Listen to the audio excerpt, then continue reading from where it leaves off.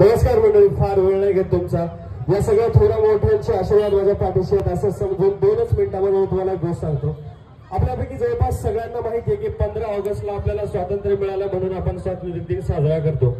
परंतु 26 जानेवारीला नेमकं झेंड्याला कशासाठी जायचं याचं कारण मी तुम्हाला 2 मिनिटांमध्ये सांगतो। 15 ऑगस्ट 1947 ला आपल्याला स्वातंत्र्य मिळालं, परंतु स्वातंत्र्य मिळाल्यानंतर देश कसा चालवावा हे अजून ठरलेलं नव्हतं। मग भारताने इंग्रजांना सांगितलं की देश चालवण्यासाठी आम्हाला तुमची गरज नाही, आम्ही स्वतःचं एक संविधान तयार करून आम्ही आमचा देश चालवू।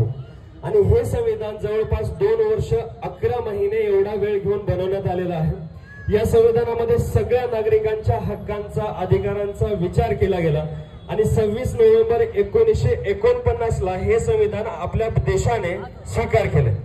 त्याच्यानंतर आपण पहिला प्रजासत्ताक दिन 26 जानेवारी 1950 ला साजरा केला आणि या प्रजासत्ताकामुळेच, या संविधानामुळेच आज आपल्या देशामधला कुठलाही व्यक्ती, कुठल्याही जातीचा असो, धर्माचा असो, कुठेही राहणारा असो, त्याला शिक्षणाचा अधिकार आहे, त्याला निवडणूक लढवण्याचा अधिकार आहे, त्याला देशाच्या कुठल्याही कानाकोपऱ्यामध्ये जाऊन राहण्याचा अधिकार आहे।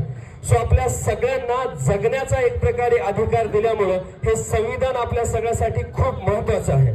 सो मला वाटतं आपण सगळ्यांनी 26 जानेवारीला एक उत्सव म्हणून पाहिलं पाहिजे आणि जसं आज तुम्ही मोठ्या संख्येने आलात तसं दरवर्षी आलं पाहिजे। परत एकदा माझ्यासोबत बोला, भारत माता की जय।